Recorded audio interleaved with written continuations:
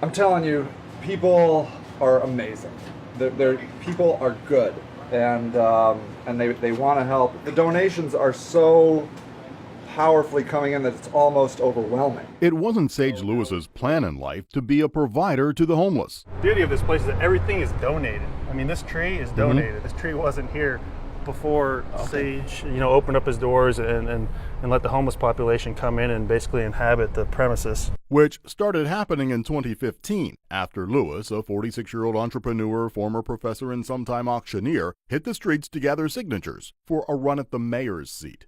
He got connected to the homeless people, and he found another purpose in life. Doug Livingston is a reporter for the Akron Beacon Journal, who all summer has been chronicling in print the efforts here. I'd say there's two aspects, two parts of the operation here. So you have the homeless charity, which was created by Sage Lewis, and you have the Second Chance Village, and this is the day center and donation collection area / job training / how do I get services / how do I get a warm blanket and a coat before winter comes. But the exponential expansion has made a Second Chance far more. In one part of the basement, here's Paul Buchanan teaching shop and woodworking to residents and others nearly 50 years after witnessing the unthinkable.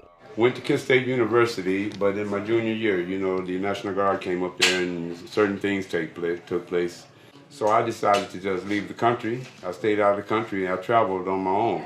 I traveled through more than 9 countries, lived and worked in 9 countries. And has returned with a wealth of experiences to share. Also ready to share is Ryan Scanlon, who, as you can probably tell by the nose, prefers to be known as Scribbles the Clown. His story attracted Livingston here, when Scanlon related how through 7 years of panhandling, he was able to raise enough money to buy his own home. He created the thrift store here when he was homeless, and now Scribbles wants to teach here and run a panhandling course. It's not to talk people into panhandling, really. It's really to tell you how to do it better, more effectively, safely, and some things to think about with your money. Everybody wants to associate panhandling with homelessness, but so very few homeless people actually panhandle because of the stigma that's on it. Also at the center is self-described Second Chance PR director, who goes by the name Cloud. She and her husband moved here after the Summit County Metro Parks evicted their tent city in the woods to expand the Freedom Trail bike development. I personally don't consider myself homeless. As you know, my home just happens to be a teepee. And a teepee outside, which I love. I'm a child of the earth. Because who defines homeless anyway? Does home have to mean you have a dwelling, an address, a utility bill? I don't believe in this word homeless. I still like to say houseless. I learned through my travels in the world that the best help you can ever get is self-help. And when you can help yourself, then you can help others. Manning a windowless basement laundry room, we found Harold, who landed here 10 months after being discharged from the U.S. Army, where he saw action in Afghanistan, Iraq, and Kuwait, and came home a wreck. Actually, I've been 2 months off of drugs due to this place. Even though I've only been here for a month, I've been basically staying clean and sober and away from all this stuff. I have no more temptations, no more urges. I mind my own business. I help my family. And I've rekindled all my sparks with my family. And it wasn't like that 6 years ago. Because of this place. There is an officially recognized resident drafted document that lays out some rules, included no drugs, no drinking in deference to recovering addicts like Harold, and no stealing or violence, of course. There are other rules and a self-elected disciplinary council. People have been asked to depart for not following the code of conduct. As Cloud explained while we walked through this new tent city, the true beauty is in how this place operates. This whole facility is privately and self-funded, so we do not receive any either federal or state, any kind of government subsidies. Yes, everything is funded by donations or by, like the yard sale that we had previously for a few days, And yes, the whole place, staff like Cloud, Harold, and Paul, are the homeless, living on a piece of land owned by Sage Lewis, adjacent to his one-building business enterprise.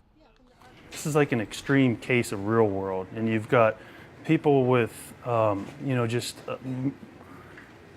a long list of issues, reasons why they don't fit neatly into society.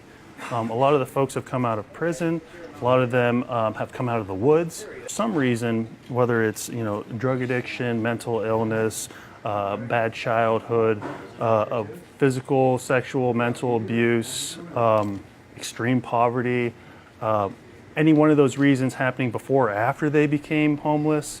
So for just, a multitude of reasons, these folks don't fit neatly into society. Though when you're here, it seems more as if society doesn't fit with them. There is no isolation. They do have connections with the outside. A team of residents daily scour dumpsters citywide for items that could be refurbished, reused, or resold. Stuff is stored here until it can be repurposed. And after several articles in the Beacon Journal, people have started showing up at 15 Broad Street, leaving items, bringing food for the pantry. We are blessed every Friday with a very generous donation from Panera of breads and pastries and all these delicious things. So I come up in the morning early. I make everybody stand back and create like a nice little pastry basket. And you take it up to the neighbors. Take it over to the neighbors. Yes, the homeless share their bounty, including with folks at the Senior Living Center built just above their land, run by a church. And though you can't see the tents behind the factory, neighboring Vulcan Industries has supplied materials, as have other Akron firms. Groups of junior high and high school kids from Hoban and Walsh have showed up with their parents asking if they could just clean something. Sage let them tackle a room being prepped to serve as an emergency shelter. And I was talking to a guy yesterday at Walsh, one of the teachers or the parents, and he said, half the problem is people just don't know what to do. They want to give, they just don't know where to give. And so you give people a platform. City Hall is well aware what's happening back here. Inspectors have made Lewis upgrade plumbing and check the donated porta potties. The city has strict sewage rules. But there are precious few rules regarding tents in a commercially zoned area that's allowed Lewis to expand this little enclave to about 25 tents, housing 31 people the day we were there. Something that can't happen at traditional shelters where couples have to separate and kids can't always stay with parents. Something many of us never quite realized. Every single person here has a different story. They are not what you see or think of when you see a homeless person standing on the street. So it's been really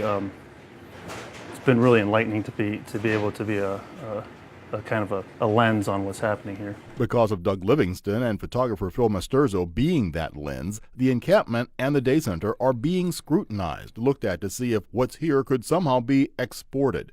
It's not a permanent solution, and it's certainly no transcendent state of nirvana with no worries, no suffering. But for these people, it works right now, and it relieves some pressure on state and city-run agencies, a democracy in its purest form, right under our noses, thanks mostly to a change in plans by Sage Lewis. It's what they do with it that really determines whether or not lives are turning around for the better, and they're building this community.